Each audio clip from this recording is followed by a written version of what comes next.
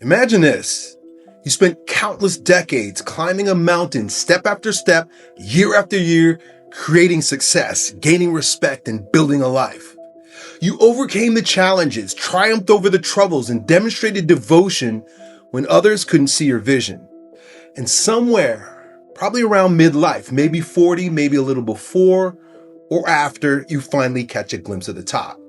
You expect to feel joy, peace, and clarity, but instead, something feels off. The fact is, you reach what you thought was a summit only to realize that the peak is cold, unsatisfying, and unfamiliar. And somewhere deep in your heart, you feel uneasy, a tension that you can't quite name. The life you built starts to feel like clothing that doesn't fit anymore. The mask you wore for years begins to crack. The identity you mastered begins to feel like an act. And then it happens. An inner whisper that asks, is this all there is? Well, you brush it away. You're a responsible man after all. You've got a family, people who count on you, a world that expects you to keep that mask in place. But that whisper, it doesn't leave. It returns clearer this time, cutting through your busyness, your routines, and your distractions like a flashlight in the fog. If there's more to life than hustle and hurry, then what the heck am I to do? That's a tough question. The kind that doesn't come with easy answers or comforting cliches.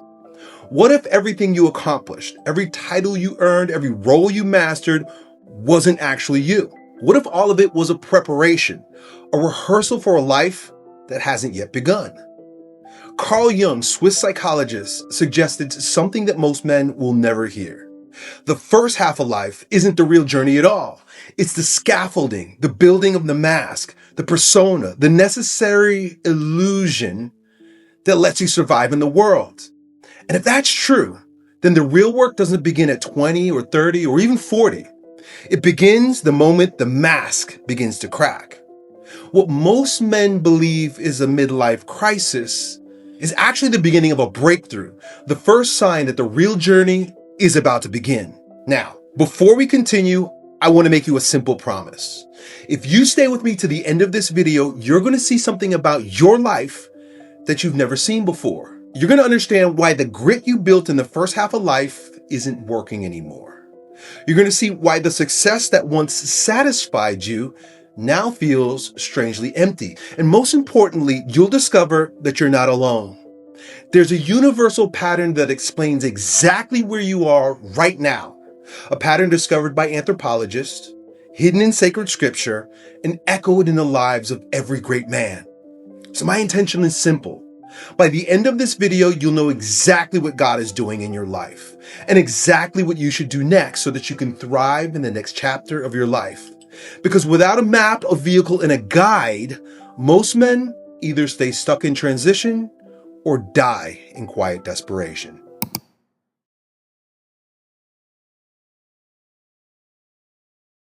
The truth is, no man is prepared for this shift. From the time we leave school, we're trained to sacrifice, grind, and build with intensity.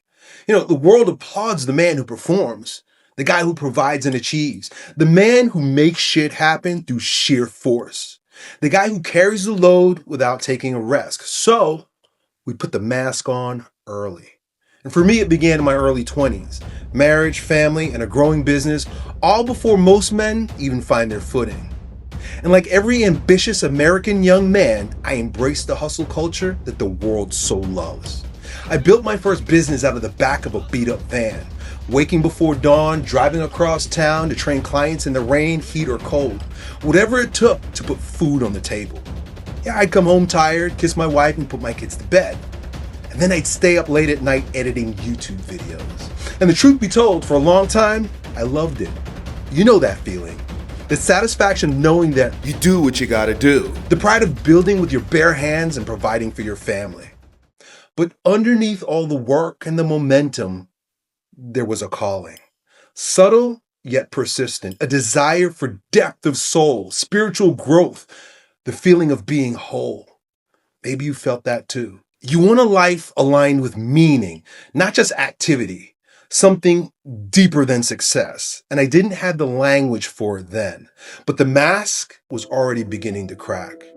Carl Jung wrote that the first half of life is all about adaptation, becoming who we need to be in order to survive, succeed, and earn respect. So the mask is useful, but eventually every man reaches a point where the identity he built can no longer bear the call of his soul. That dissatisfaction that you feel, that's your soul knocking, inviting you to take a new journey. When I look back now, I see that my journey began long before anything dramatic happened. The tension was there under the surface, just waiting. A quiet pull away from the man that I had been and towards the man that God was forming in me. And most men resist that moment. And I did too. And the way I resisted will sound familiar to you. I tried to outwork it. That year was supposed to be my comeback year.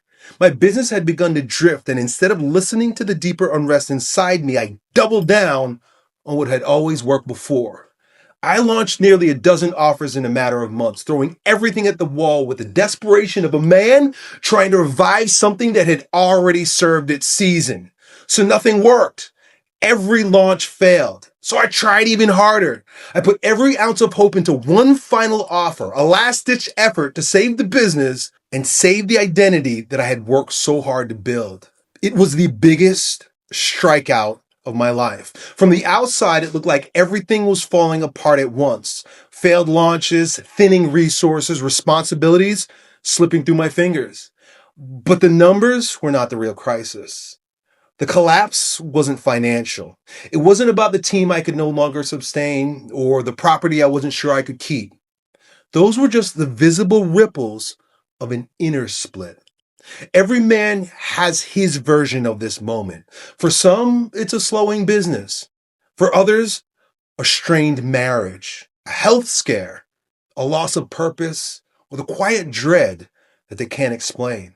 And in my case, God allowed the outer world to mirror what was already happening in my inner world for years. I remember driving across town to buy alcohol, something I hadn't touched in years, getting drunk in the parking lot, and then walking into my church and sitting in the back pew, ashamed, exhausted, stripped of all momentum. And I wasn't looking for answers. I was literally looking for a place to fall apart. I went home that evening and sat on the big white couch in my bedroom, a place I had never been still long enough to even notice. And as I stared out at the land around me, something finally stopped. I began to realize that the life I had built externally could no longer carry what was happening inside me. That white couch moment wasn't about the money or the business or failure. It was about the moment my soul refused to move forward with the old identity. Some men reach this moment in the boardroom. Some reach it in their driveway after another long day. And some feel it in the kitchen while everyone's sound asleep. The situation doesn't matter. The truth does. There comes a moment in every man's life when the old engine burns out. When the strategies that once made him strong stop working. When the mask he wore no longer fits. When God says, enough, you can't go on like this. My wife saw it before I could even name it. I wasn't angry. I wasn't panicked. I was simply done. The identity that had carried me through decades of striving had nothing left to offer, and something inside me began to loosen. An old armor I had worn so long I mistook it for my skin. And that moment was not the end. It was the doorway, the initiation. Your collapse might look nothing like mine. Your business might be striving, your family strong, your finances stable, but it's not the outer collapse that begins the second journey. It's the internal one. The moment the life you built can no longer contain the man you're becoming. Different stories, same initiation. My outer world shook just enough to expose the fractures on the inside. For you, it might just be a whisper right now, a restlessness, a longing you can't ignore. But the movement is the same. God is putting the old man to death so the new man can rise.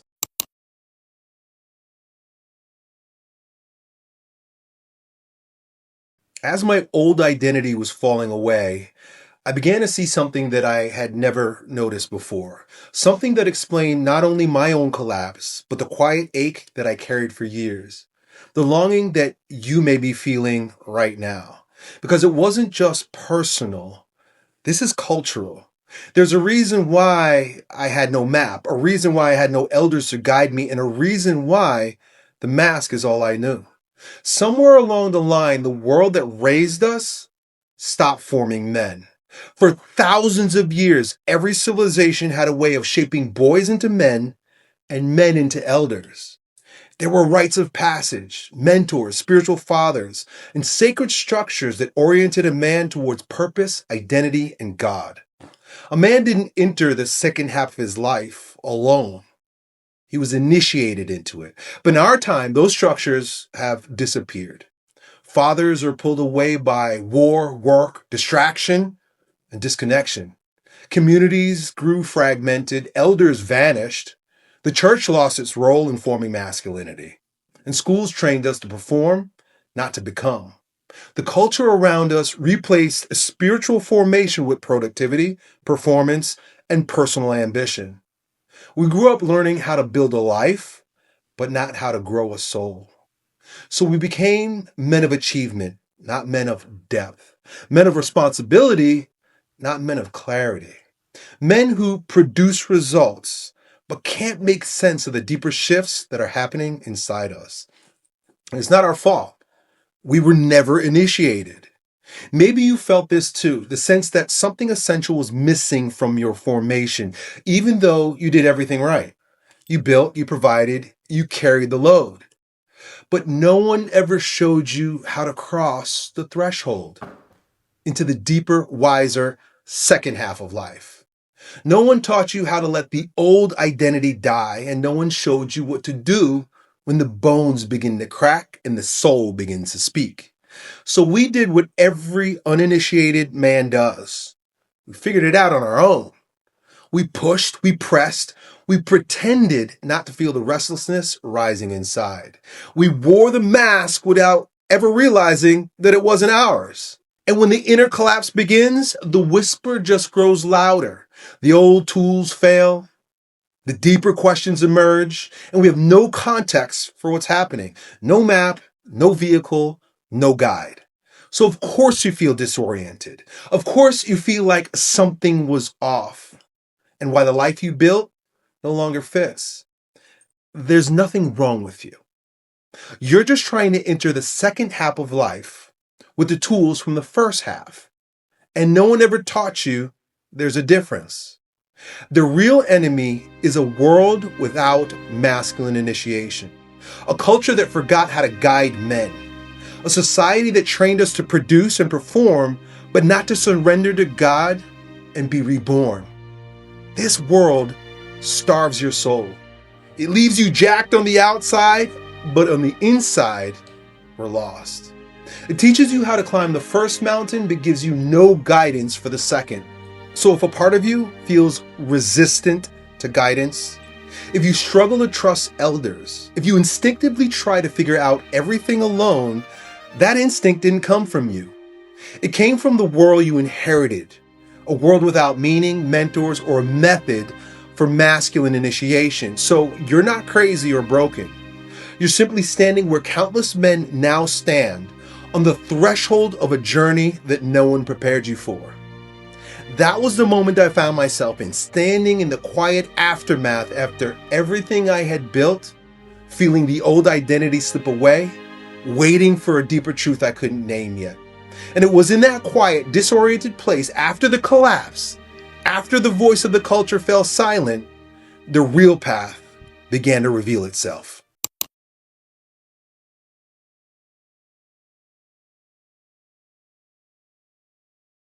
There's a strange, suspended space where the old identity is gone, but the new identity hasn't fully appeared yet. That's the interior no man's land where nothing familiar works anymore and nothing new has taken shape. That's the most disorienting stretch of a man's life. The passage between death and rebirth, the dark tunnel between inner death and resurrection. Every ancient culture knew this stage. Every tradition taught men how to walk it. But in our time, most of us are left to face it alone. And in that emptied out place, I saw the truth. The entire self-help world I had once leaned on had nothing left to offer me. More hustle, more grind, push harder. These were the mantras I had been fed for decades. They worked for a season, but only in the first half of life. Eventually, they fail every man because they ignore the soul. They ignore God. They ignore the ancient pattern every mature man must walk through. So in that moment of suspension, I searched for an anchor, something substantial that I could cling to. It wasn't a tactical plan or a new strategy I was after, but something deeper, an understanding of the forces that were reshaping my life. The ground was shifting, and my only focus was to make sense of it. And what I eventually discovered was this. Every collapse, every crisis, every hollow success I've been living through was not random at all. It was the beginning of something ancient called masculine initiation. Initiation turned out to be the missing map, the pattern beneath every story of descent and rebirth, the very structure God uses to carry a man into the second half of his life. And I began immersing myself in the universal structures rooted in scripture, found in mythology, and preserved across cultures that maps this path, the descent, the dying of the old man, and the rebirth that only God can bring.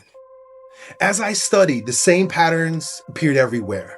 In Joseph Campbell's hero's journey, in the work of Mercer Eliade and Victor Turner on the rites of passage, and in the myths and rituals of men across centuries. Different language, same structure, separation, awakening, and return. And these weren't just academic ideas. They were mirrors of what God was already doing in me. Each study, each story, each ritual they described seemed to light up what was already happening inside. As if God preserved these frameworks throughout history so that men in every generation can find their way through the darkness when the old self begins to fall. But as powerful as those patterns were, they were just concepts. And I needed something real, and I needed it right away.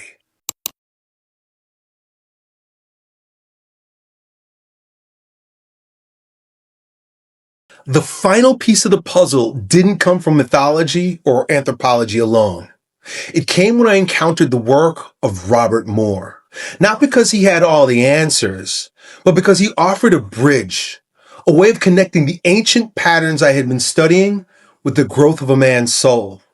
Moore wasn't inventing something new. He was naming something that had already been there. He gave language to the structure beneath masculine growth, the role of elders, the stripping away of the immature self, the movement from the first half of life to the second half. His work helped me see that initiation isn't just an outer journey, it's an inner reordering. But what struck me most wasn't Moore's frameworks itself. It was where it pointed. Because as a Christian, I couldn't escape the realization that everything these scholars described, every mythic descent, every anthropological rite of passage, every psychological transformation was already present in the mystical tradition of the church. The desert fathers, the early monks, the saints, the spiritual masters who understood the soul better than any modern shrink could. They all spoke of the same three-stage movement: purification, illumination, and unification. The descent, the awakening, and the return. And long before any of them, it was revealed perfectly in the life, death, and resurrection of Jesus Christ. When I saw that, something in me settled. Because this wasn't just myth or psychology or cultural history. This was the divine pattern, the masculine path revealed in its purest form. And the more I studied it, the clearer it became that every man who enters the second half of life, whether he realizes it or not, is being drawn into the same threefold movement. And from that realization emerged three missing requirements for masculine transformation. Three truths about initiation that explained everything you and I have been wrestling with. Once I understood these three requirements, the second half of life finally made sense to me.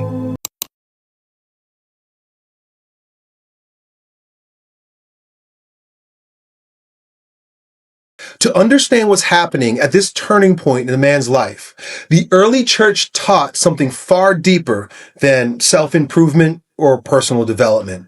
They called it theosis, the path by which a man becomes who God created him to be, not who the world trained him to become. And it's not about polishing the ego or upgrading your personality.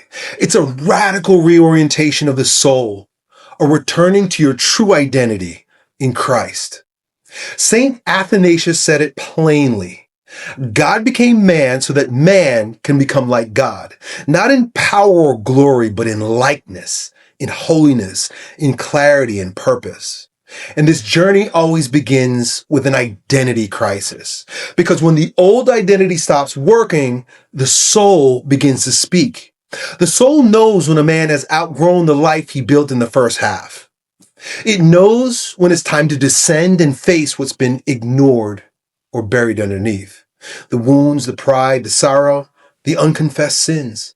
Not to shame him, but to heal and restore him. This is the true work of the second half of life. Not adding more, but subtracting. Not building, but becoming. Not achieving, but aligning. And why does this shift happen at midlife? The saints taught that God allows a holy crisis, not to collapse a man, but to reorient him to something deeper. In other words, the ache you feel is not a breakdown. It's a breakthrough. Inside the soul map of the second half of life, every man is led through 3 core movements of initiation. The first stage, purification, is the descent. It's the stripping away of the old identity, the breaking of attachments, the falling apart of the man you used to be. Every ancient culture knew this stage. The early church named it catharsis. The Desert Fathers walked men through this intentionally. But in our world, it arrives unannounced. It shows up as a loss, confusion, dryness, or collapse. Not because something is wrong with you, but because God is removing parts of you that cannot pass into the second half of life.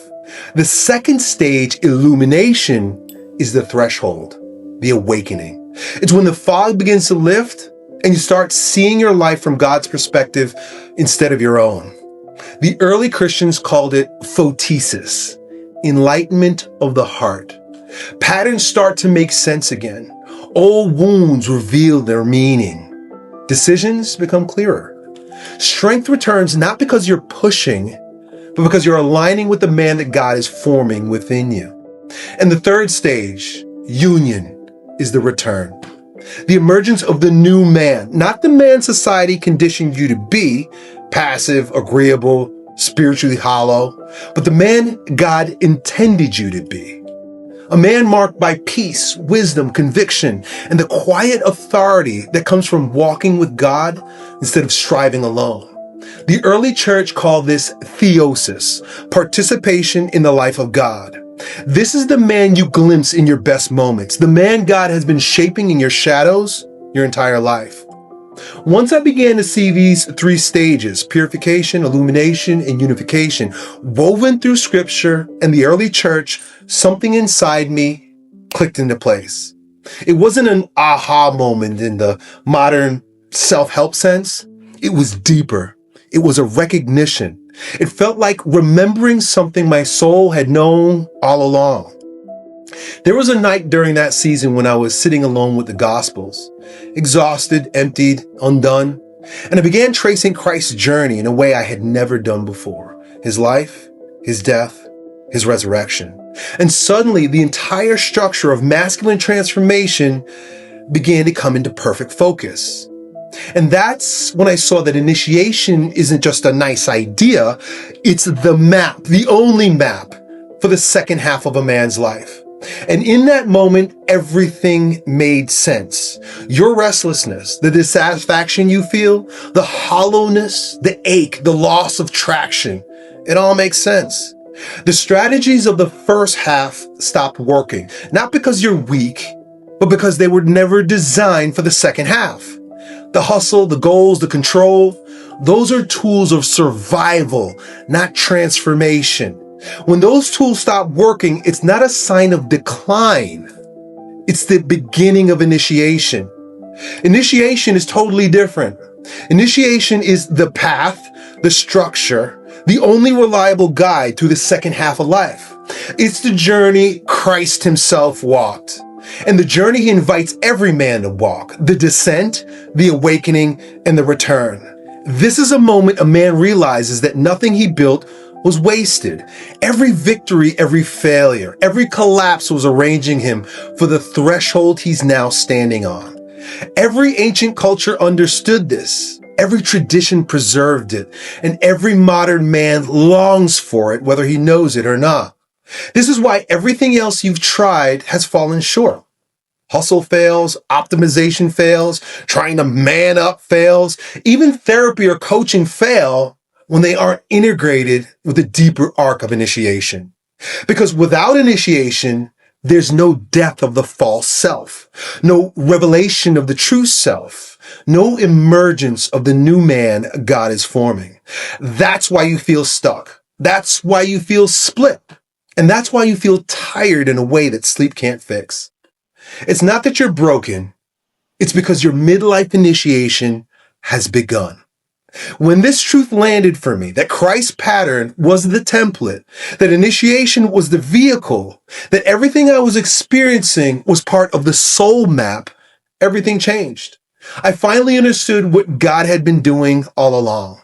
And once you see initiation for what it actually is, your entire life begins to make sense. But even when a man recognizes that path, something else rises in him. A quiet fear. A private doubt that he rarely says out loud. Can I actually walk this path? Do I have what it takes? I know that fear well because I carried it for years. The soul map shows you where you are and where you're going. But the question remains, how does a man actually walk it? And that's where the second requirement reveals itself. The sacred structure.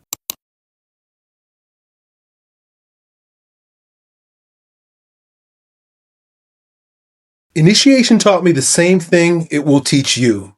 A man can't walk this path with willpower alone. Masculine initiation gives him a structure, bones for the soul that keep him walking tall when his confidence fails. I didn't move through purification because I was strong. I moved through it because I learned how to create sacred space in my day-to-day life, places and times where the noise of the world couldn't reach me. In those early days, I would sit in silence each morning, even when my spirit felt numb. That small piece of sacred space became the first place where the new man could breathe, even when the old man still felt tangled and confused. But sacred space alone isn't enough. It must be paired with ritual process, the inner practices that reorder a man from within. And for me, that process took three forms: meditation, contemplation, and concentration. Meditation quieted the scattered parts of me. Contemplation revealed what God was doing below the surface. And concentration anchored my attention when doubt tried to pull me backwards. Sacred space holds you. Ritual process changes you. And consistency, small, simple, daily consistency creates traction even when your emotions waver. You don't need to feel spiritual to show up. You don't need to feel confident to continue. You don't need to be certain to take the next step. Initiation doesn't require your perfection.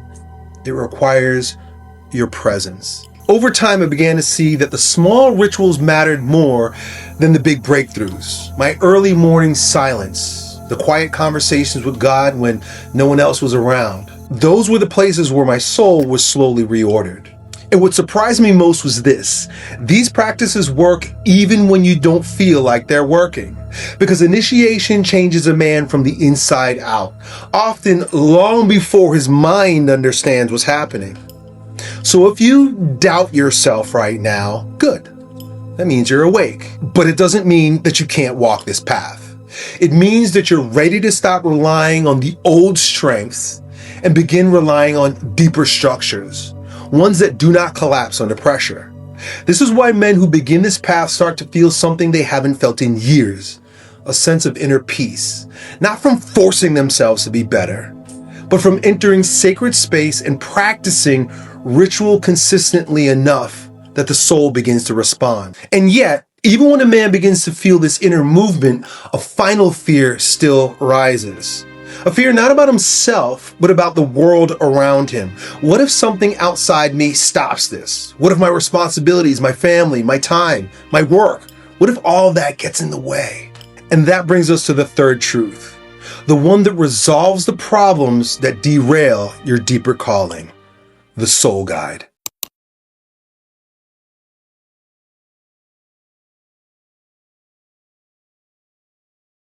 The second half of life is not walked alone. That's the critical shift. Initiation always depended on two things our culture has stripped away: brotherhood and elders, communitas and guidance. Communitas is different than community. It's not a group of men hanging out or networking or comparing achievements. Communitas is what happens when men walk through the same threshold at the same time, when they descend and rise together. When every man's courage strengthens the others. When each man's honesty gives the other permission to be honest too. I've watched this happen in retreats, in small circles of prayer, in quiet Zoom rooms, where men speak truths they've held for decades. Something ancient awakens in them, a kind of masculine gravity, a clarity, a groundedness that can't be found in isolation. Because communitas stables a man when the world around him begins to wobble. And then there's the other piece, the one most modern men never receive: elders. Not influencers, not motivators, not managers, but elders, men who've walked the descent, lived through the silence, passed through the threshold, and returned carrying wisdom instead of theory. In every ancient culture, the presence of an elder was the deciding factor in whether a man made it through initiation or got lost inside. Elders do not carry you. They orient you. They hold the lantern. They guard the space. They help you read the terrain of your own soul. I was lucky enough in my life to have a few men who saw beneath my performance, who could mirror the truth back to me and help me walk through the passage with clarity instead of confusion. But for the most part, I had to learn the hard way, through collapse, through silence, through a descent I didn't have a name for. But looking back, I can see that God was preparing me through every one of those thresholds to become the kind of guide I never had.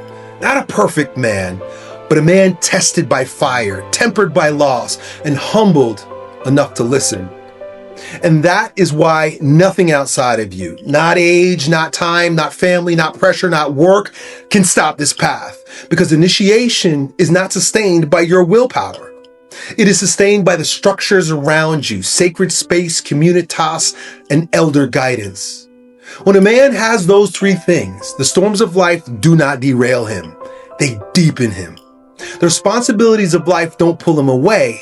They refine him. The demands of life don't drown him. They root him. God had to let my life speak loudly so I would finally hear him. My hope is that you won't have to wait for a disease or divorce to honor what's already crumbling inside.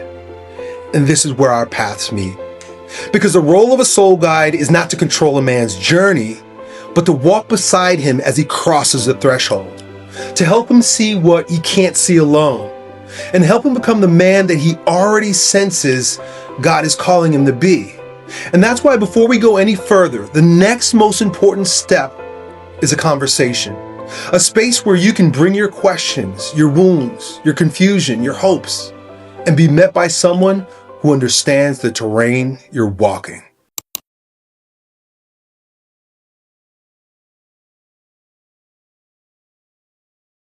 For a moment, I want to speak directly to the part of you that already knows. For some men, this is the moment when something inside becomes unmistakably clear. The moment they realize, I don't need more information, I don't need more time, I'm ready to begin. If that's you, if you already sense that this is the chapter that God is calling you into, if you feel the pull of initiation in your heart, then I want to invite you to take the next step. And this is where I step into my role. For over 20 years, I've walked men through transformation. physical, emotional, and now deeply spiritual. I'm not here to motivate you or to manage you or to give you another set of tactics. I'm here as a guide, someone who has crossed the threshold and knows the terrain that you're standing on. If you know you're ready for the transformation of initiation, then your next step is simple.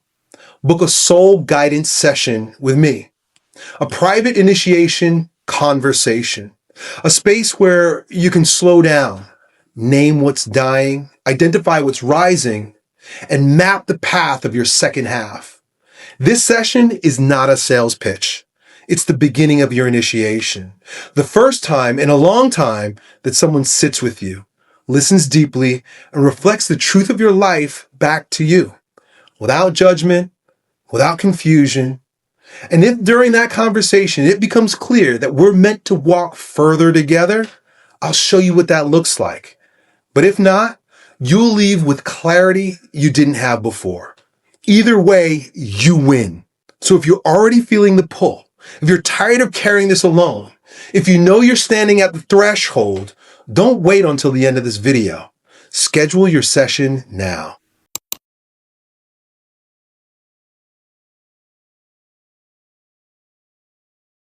When a man walks the path of initiation with my guidance, the changes don't all come at once. They arrive quietly, like the first signs of dawn breaking through a long night. I remember one of my first moments when it happened to me. I was sitting at my kitchen table early one morning, coffee in hand, and realized, almost with surprise, that for the first time in many years, my mind wasn't racing. I wasn't bracing for impact. I wasn't planning, calculating, or grinding my way through that day. There was a calm in me that I didn't have to manufacture, a presence I couldn't fake before, that felt like I had come home to myself. And I've seen the same thing happen in the men that I've guided. Like Daniel, a business owner who told me, I used to wake up with a pit in my stomach every morning, but now I wake up with peace. Or Mark, a father in his 50s who has admitted he's been drifting from his teenage son for years. After stepping into this work, he called me one night just to say my son hugged me today and told me he doesn't know what changed, but he feels different around me again.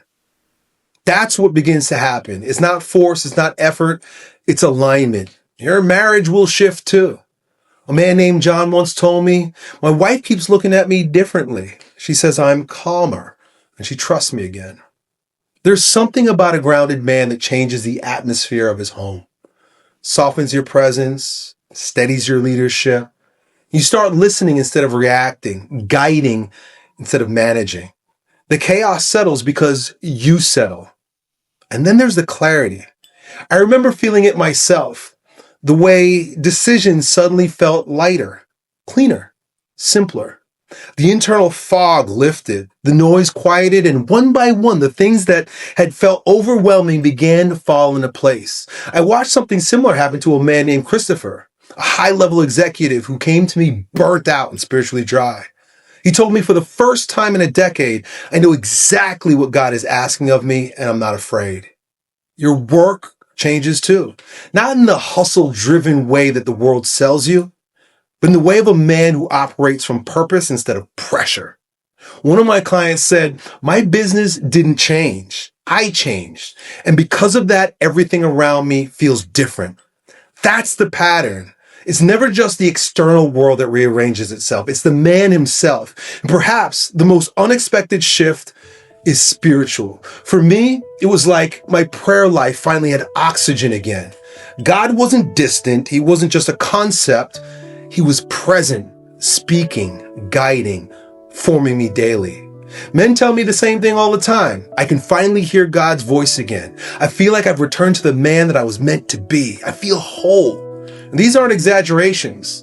They're the natural fruit of initiation. But none of this happens in isolation. Initiation requires guidance, and that's something I had to learn the hard way.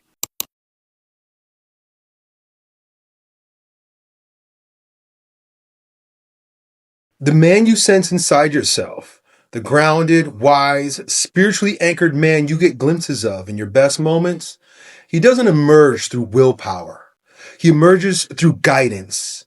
being seen and supported, through walking with someone who's already crossed the terrain that you're now standing on. And I know that's not easy to hear, because if a part of you feels skeptical, if something inside you tenses at the idea of letting another man into your inner world, believe me, I get it. I lived that way for decades. I never liked asking for help. I never trusted easily. My default mode was always, I'll figure it out myself. Because that's what strong men do, right? We get it done. We keep our inner world locked away because we're convinced that that's what strength looks like. But here's the truth no one ever told us. A man can build the first half of his life alone, but he cannot walk into the second half alone. Not if he wants to be whole. Not if he wants clarity. Not if he wants to be the man that God is calling him to be. Every real initiation, every spiritual transformation, every rite of passage has required one thing from men across every culture and every century: the willingness to open his heart, to let yourself be seen, and to trust a guide who's walked the fire before you. And if that sounds difficult or vulnerable or unfamiliar, that's because the world we grew up never gave us a model for it. In fact, it trained the exact opposite instinct into us. For a long time, I believe I had to figure out everything on my own. But looking back now, I can see that God was placing mentors on my path at every major threshold, even when I didn't recognize it or even want it. There was my father who taught me the importance of consistency and discipline. There was my uncle who taught me how to lift weights when I was just a teenager. And my business mentor who showed me how to dominate in work without destroying my family. But as grateful as I am for these men, there was one kind of guide I could never find: a soul guide. Someone who could sit with me in the depths, not just in my strengths, not just in my accomplishments, but in my shadows, my insecurities, my anger, and my pain. Someone who could mirror my soul back to me with clarity and compassion. Not a perfect man, but a man whose own scars have become tools for healing others. A wounded healer, if you will. That guide never came. Instead, the Holy Spirit became my guide, and he initiated me through fire. It wasn't just the painful experiences, tearing both of my bicep tendons, tearing my Achilles tendon, watching my public reputation burn in front of millions on YouTube. It was the spiritual descent, the seasons where God stripped me down to nothing, where he led me into the pit, the catabasis, the dark night of the soul, and then slowly brought me back into the light. If you followed me online for any length of time, you've witnessed this. For over 20 years, I've died and risen right in front of you. Collapsed and rebuilt. Fallen apart and remade. I didn't realize it then, but all this time, God was preparing me to become the guide I once searched for and never found. A guide who doesn't just teach or motivate, a guide who initiates, a guide who can sit with a man in his collapse and walk him through resurrection. And that's exactly what happens when we sit down on a call together.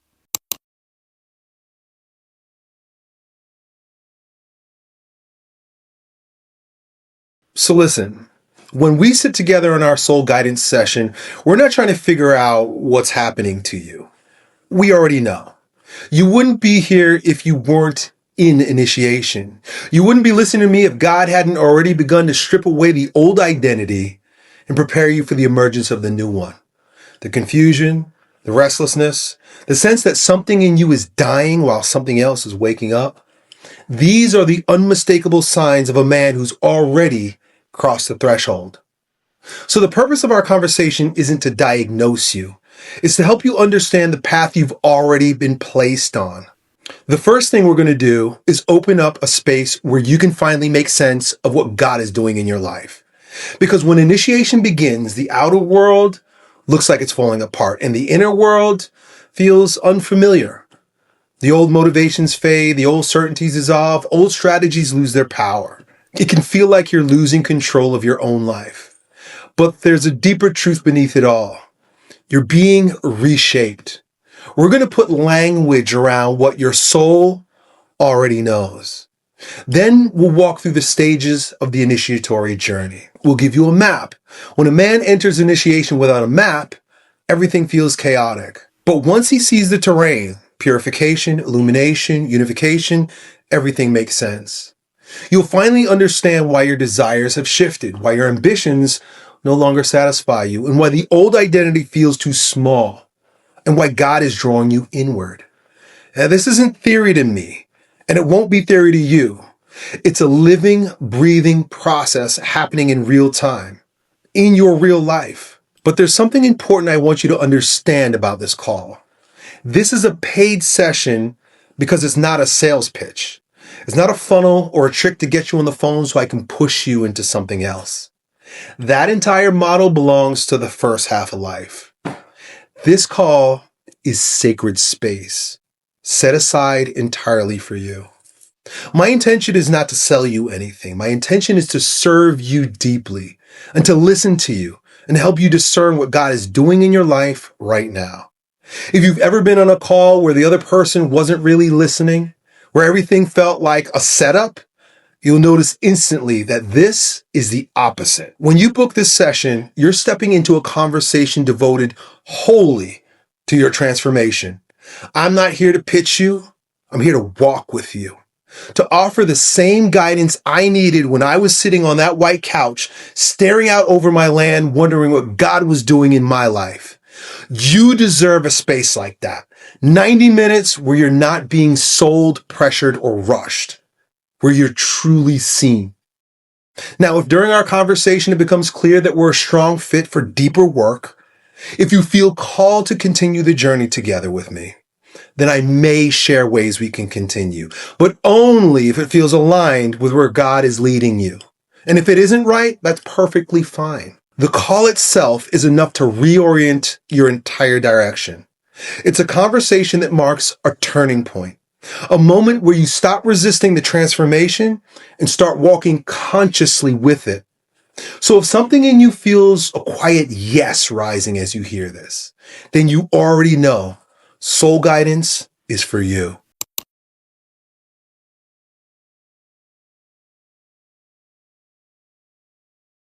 You've listened this far because something in you already recognizes the truth of what I've said. You're being led. And the questions stirring in you now are not coming from confusion. They're coming from awakening. At this stage in your life, clarity doesn't arrive through willpower or strategy. You know this. It arrives through obedience to the quiet nudge God places on your path. And right now, that nudge is simple. Take the next step. That step is a conversation.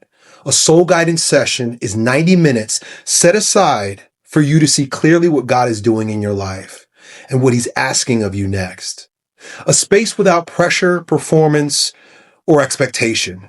A space where the noise falls away and the truth becomes unmistakably clear. If you feel that quiet yes in your body, if you sense that the season in your life requires more than just thinking your way through it, if you know you've reached the limit of what you can navigate alone, then trust that. Trust the timing. Trust the God who brought you this far.